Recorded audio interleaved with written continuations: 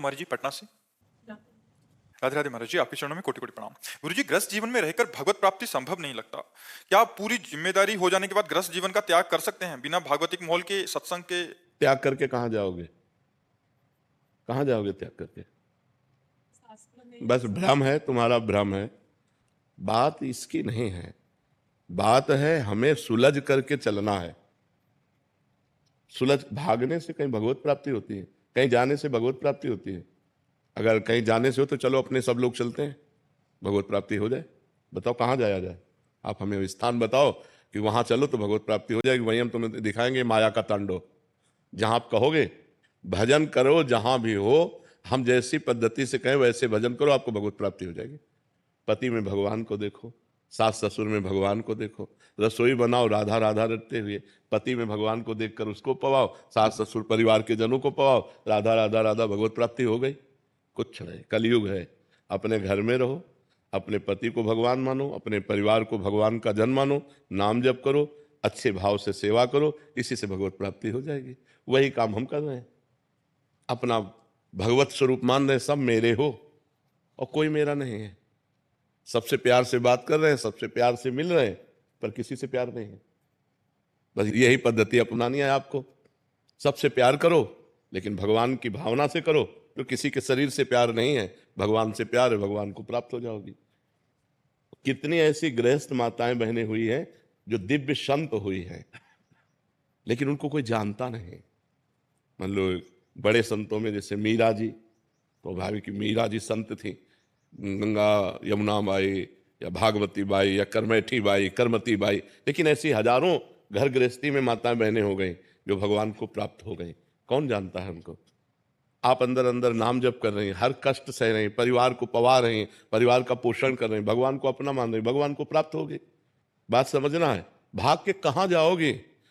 जहां भाग के जाओगे वहां भी तो माया है। माया कोई ऐसी थोड़ी, माया यहां से लेकर ब्रह्मलोक तक है। ब्रह्मलोक तक, ऊपर के 7 लोक, नीचे के 7 लोक, कहां भाग के जाओगे?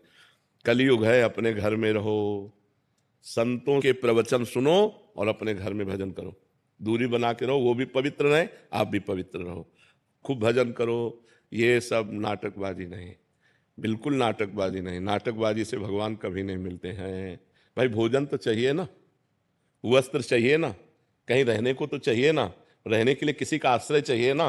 अब वो कैसा हमारे साथ व्यवहार करे? अपने पति को तो जानती हो ना, अपने परिवार को तो जानती हो ना। नई जगह में जहां जाओगे उसको तो जानती नहीं हो ना, कैसा व्यवहार होगा, क्या वातावरण होगा, क्या हमारे साथ दुर्व्यवहार। बिल्कुल ये सब बाहरी बातें हमें पसंद नहीं।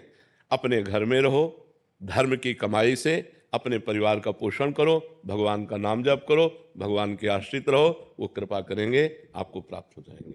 भगवत प्राप्ति कठिन नहीं है, भगवान की प्राप्ति का मार्ग जानना कठिन है। अगर मार्ग जान जाओ तो कोई कठिन नहीं भगवत प्राप्ति। घर गृहस्थी परिवार सब जगह भगवान है। कहो सो कहां जहां प्रभु नाही। नाम जप करो, घर गृहस्थी में जहां हो वहीं परिवार को अपना भगवान मानकर सेवन करो, उसी से भगवत प्राप्ति। कहीं भागने की जरूरत नहीं। महाराज जी, जहां मन लगाने को कहते हैं वहां मन सहजता में लगता नहीं, और जहां छोड़ने के लिए कहते हैं वहां सहजता में लगता है। हाँ, ये माया का तो खेल है। पर इतना ही तो हमें देखो, हमने ये नहीं कहा कि आप पति को छोड़ दीजिए, हमारी बात को समझिए, और कहा कि पति से और प्यार कीजिए, उसे भगवान मान लीजिए। जैसे ये हो कि हम जहां मन लगाना होता है वहां लगता नहीं, जहां हटाना होता है तो वहां लग जाता है, तो हम वहीं लगा रहे हैं। पति से हमारे शरीर का पोषण होता है, वासनाओं की पूर्ति होती है, हम उसको भगवान मान लेते हैं। पति को पहले मनुष्य मानकर प्यार कर रहे थे, अब भगवान मान के प्यार करेंगे, और अधिक प्यार करेंगे। सास ससुर को पहले मनुष्य मान रहे थे, अब उन्हें भगवान मान के प्यार कर रहे हैं। मान लो हमें टिकिया प्यारी लग रही है तो बिहारी जी को अर्पित, प्रभु आप पाओ और आप प्रसाद पाओ, और टिकिया बिहारी जी को अर्पित कर दो, तो वही तुम्हारा भजन बन जाएगा, वही भजन बन जाएगा। हाँ, और भगवत प्राप्ति कोई कठिन नहीं है, केवल समझना कठिन है। कि अगर आप ऐसा समझते हो भभूत रमा लिया, किसी गुफा में जाके बैठ गए, ऐसा कोई ये सब करके देखा है जीवन में? अंतिम में जो आकर के हम बैठे वो तुम्हें इसीलिए कह रहे हैं, हमारा भाव शुद्ध हो जाए।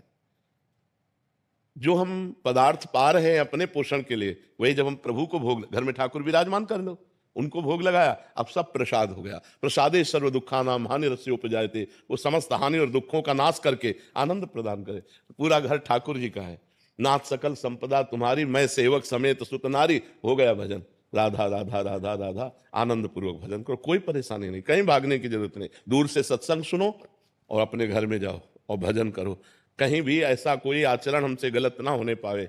नहीं तो भजन चले थे हरिभजनन का औंटे लाख का पास, संसार के मार्ग में वो बहुत गलत, बहुत पाए जान जगत में सब जन कपटी कुटिल कलयुगी तंचु।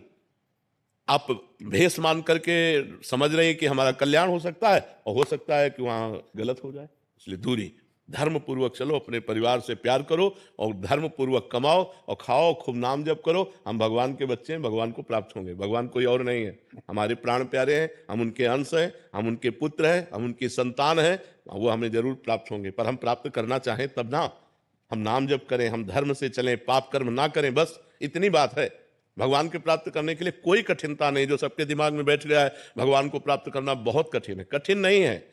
संसार के बुरे कर्म त्याग पाना कठिन है, भगवान प्राप्त करना कठिन नहीं। भगवान तो अपनी आत्मा है, संसार के बुरे कर्म हम नहीं छोड़ पाते, इसलिए कह देते भगवान को प्राप्त करना कठिन है। अगर हम बुराइयां छोड़ दें भगवान के भजन से और खूब परिवार में प्रेम से रहें और सहें कष्ट और नाम जप करें तो भगवान प्राप्त हो जाएंगे।